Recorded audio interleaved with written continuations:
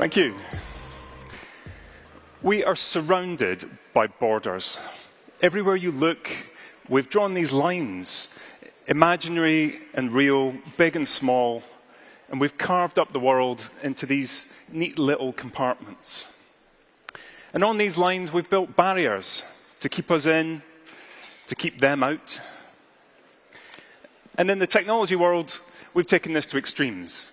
We've got teams working in sprints, writing objects in packages for microservices to be deployed inside containers and pods and namespaces. It's borders all the way down. And the promise of all these borders is that the things inside the lines don't need to care about what's outside the lines. But if that were true, our teams could just smash out features unimpeded by what their colleagues are up to around them. But we all know that sooner or later there's going to be some critical dependency that's misbehaving, or a company-wide initiative that's going in the wrong direction, or a problem that could be halved if only we could share it. So we need to look outside of our borders. But reaching out to unfamiliar teams can be quite intimidating. We've all got our own roadmaps and deadlines. As Irina was saying this morning, we're all trying to do more with less. So it's no surprise that our unsolicited bright ideas are just met with indifference. So how can we make these people do things in our collective interest? Well, as luck would have it, this is not a new problem. There's a whole industry out there dedicated to working across borders, creating influence, applying soft power. And while it might not be going fantastically just now, there's a lot we can learn from the work of diplomats and those who are trying to create peace around the world. So I'm going to tell you a story about how my teammates and I fostered some new relationships to get some stuff done. And we'll look at some of the parallels between international diplomacy and the dynamics in organizations like ours. So for some context, here's a bit about my organization.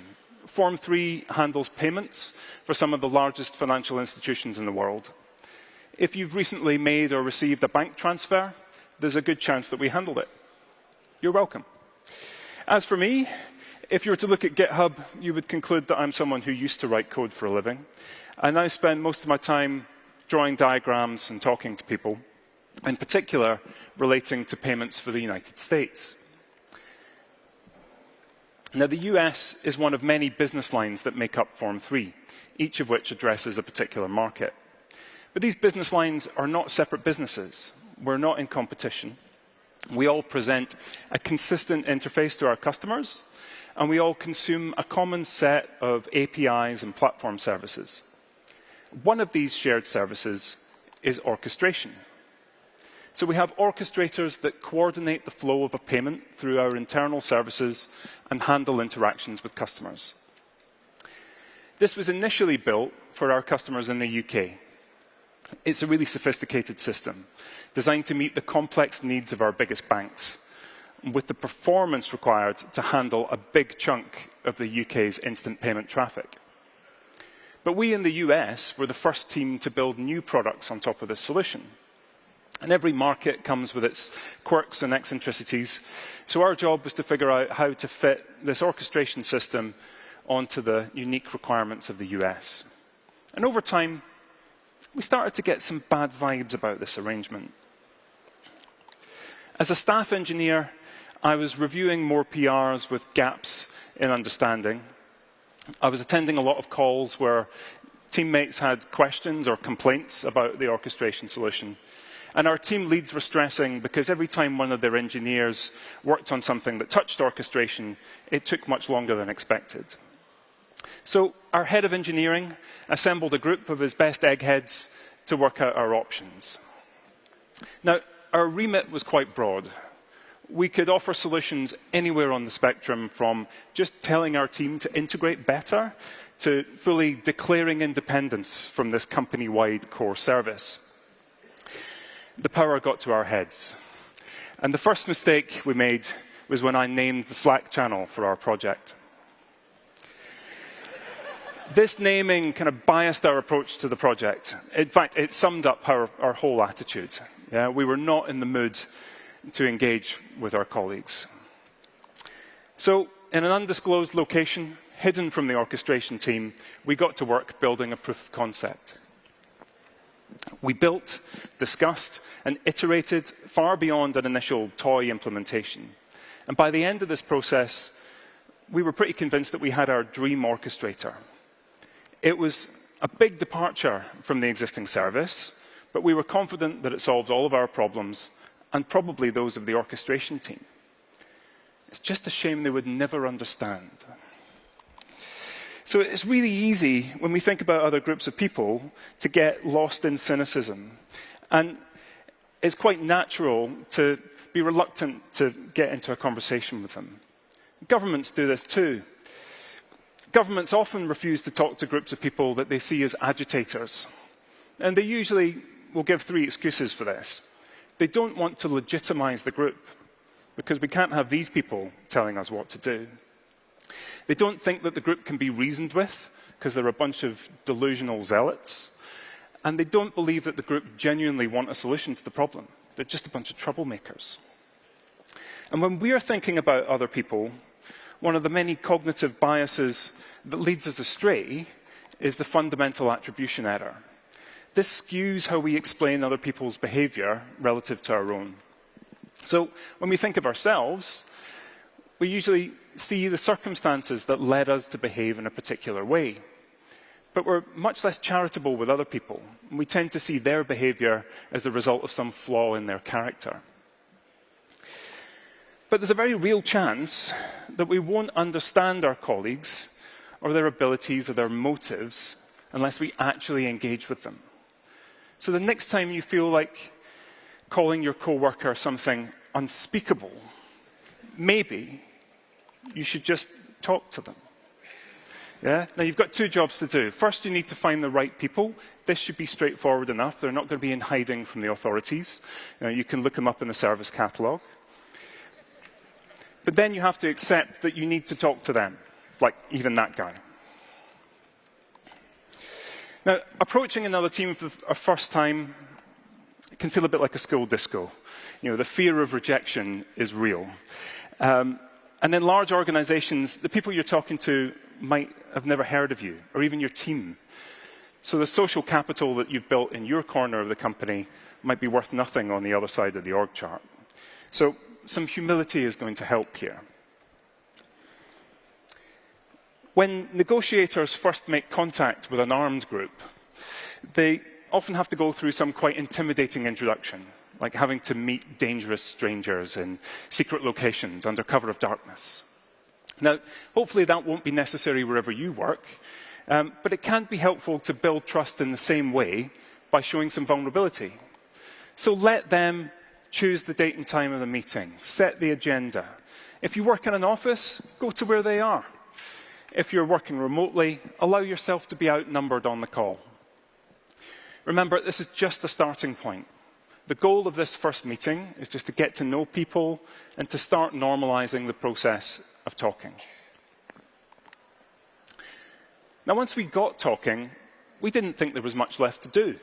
We'd done our homework. We knew the problem space inside out. We had a solid proof of concept. We'd sunk a lot of energy into it at this point. So all we needed was for the orchestration team to acknowledge our genius, and we'd be done. But there are no shortcuts here. You need to take the time to get there together. And I learned this the hard way. Initially, I was really impatient to reach agreement. I knew that our proposal was radical. I was skeptical that the orchestration team would accept it. So I watered down our suggestions. I only raised things where I thought we could reach agreement. And this sort of self-censorship did 2 things. It delayed the orchestration team from understanding what we were trying to achieve, and it demoralized the folks who'd worked on the proof of concept. So in the end, laying out the full spectrum of possibilities helped us to reach an agreement. If there's some extreme outcome that neither of you want, putting it on the table gives you something to agree on. But if the extreme is appealing to you, then including it in your negotiations pulls the middle a little bit closer to where you want to be. When we finally got round to unveiling our proof of concept, the orchestration team were underwhelmed. And what we realized is that they're busy people with ideas of their own, and they were a bit frustrated they hadn't had the chance to implement them themselves. So we weren't going to win just because we'd written some code. But working code was useful to challenge assumptions. So when someone told us that something couldn't be done, we had a running example to point to. Ultimately, we needed to take our colleagues with us to help them understand the problems that we were facing. And when we look to persuade others, it's really tempting to tell stories. Because given a beginning and a middle, we expect everybody else to reach the same ending that we did. But people can feel when they're being railroaded like this. And I've seen people just argue about a perfectly sensible premise just to derail an argument. If you're enjoying this, then LeadDev's got loads more to offer and there's tons to explore. So the reason I love LeadDev so much is they've got such a range of content on so many different topics in the world of engineering, leadership, and management. So LeadDev helped a lot on building my own career, right? And it's great to also see how it's helping the new generation as well. Make sure to sign up and join us at leaddev.com.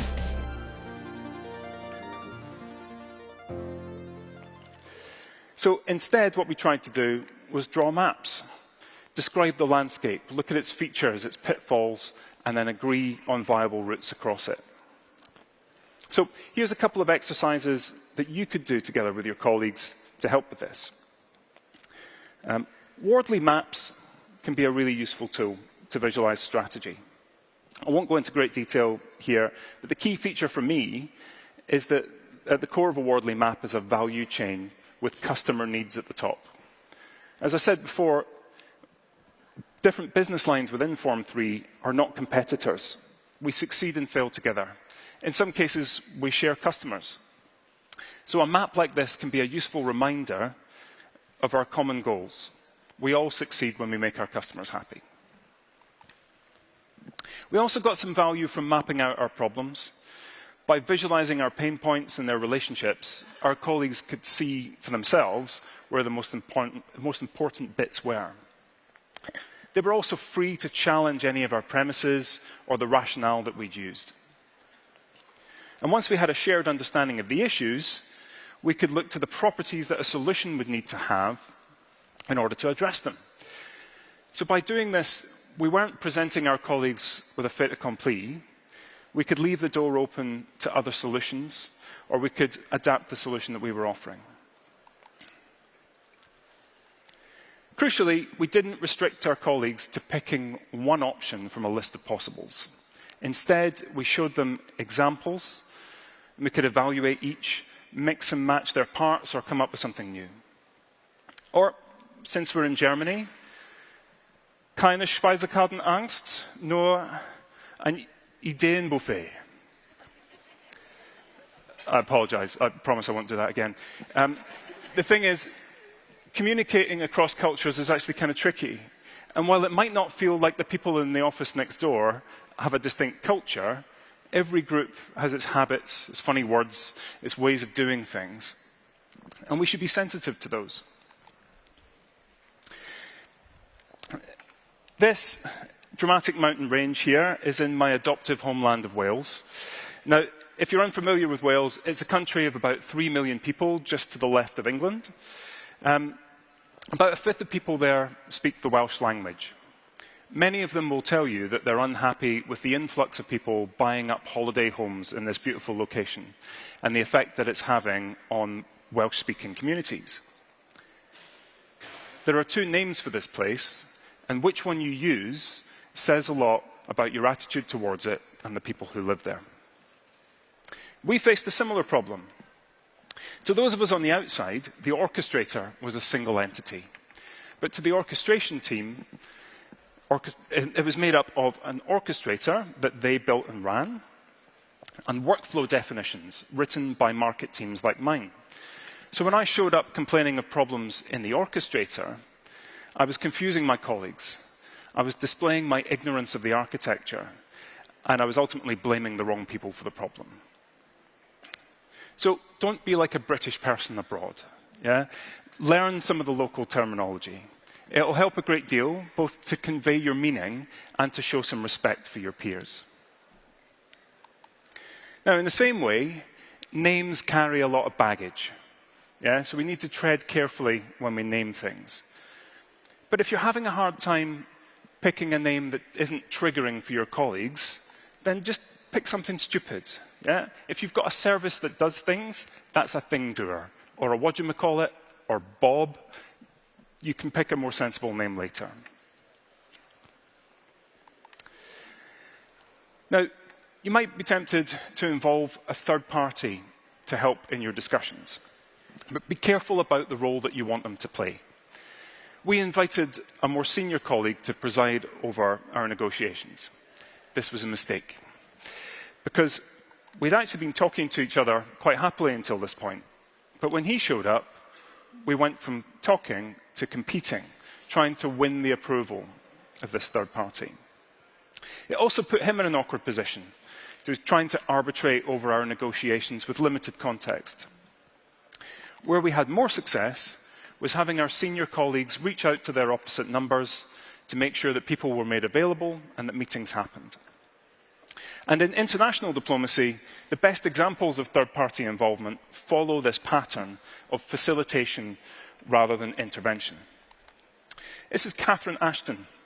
She was the High Representative of the European Union, so a bit like a Foreign Secretary, and she brokered a peace agreement between Serbia and Kosovo.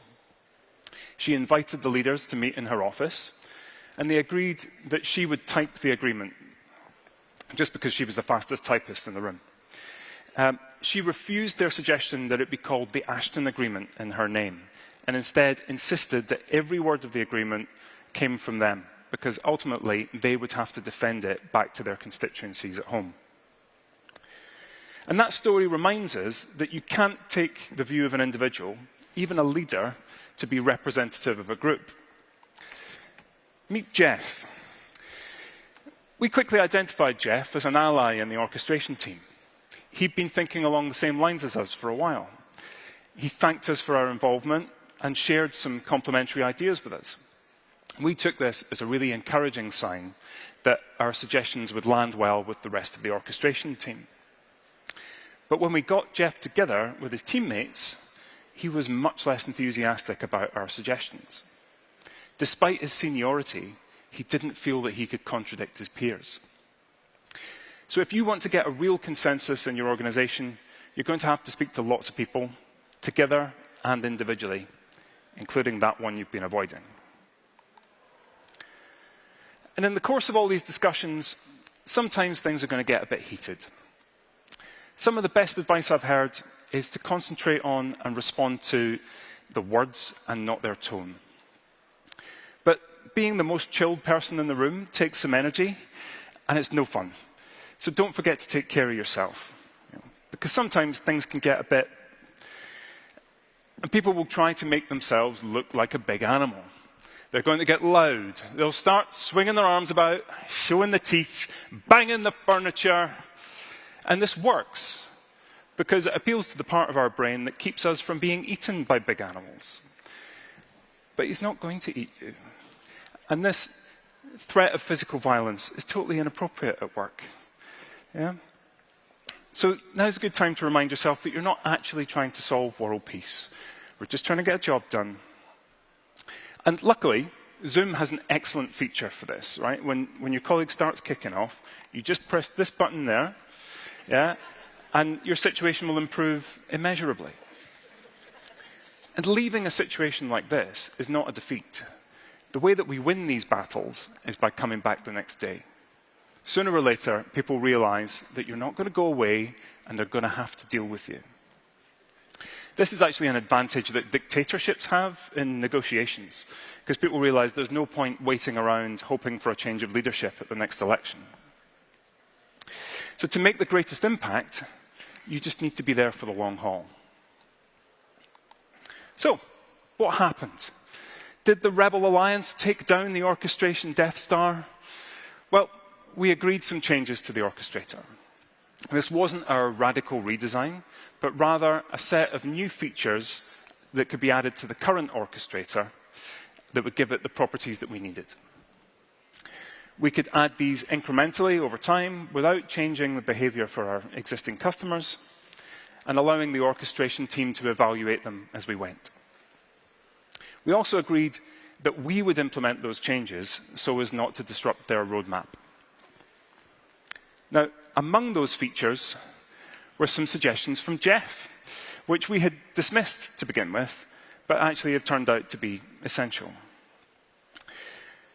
In the end, after all the back and forth and writing of documents and seeking approvals, I'd started to really obsess over these little checkboxes in GitHub that signified my colleagues' approval. So it was a massive relief to me to finally see them all ticked off. But that's not really the end, is it? We actually want the orchestrator to behave differently. So we need to implement the changes we've agreed. We're partway through those now, but I'm conscious that we need to land them soon, otherwise we might have to negotiate them all over again. I'm also happy to report that as an organization, we're working much better together now.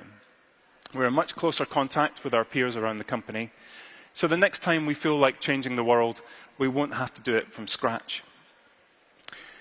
My colleagues at Form 3 have been great, both for persevering through all of this while we figured it out the first time, and then for reliving the whole experience as I was preparing this talk. At the company offsite last month, Jeff and I went on some roller coasters together, reminisced about the project, and I reassured him that that Godzilla slide wasn't about him. So I want to wrap up by giving you 3 key takeaways. That's what people do, isn't it? 3, nice round number. Really, there's just one. Do the work. Yeah? You can't expect to blind your colleagues with science or charm or irrefutable logic. You're going to have to take the time to build relationships, trust, and a shared vision together. So I hope this leaves you just a little better equipped to look beyond your own borders and to get talking. Be kind. Thank you.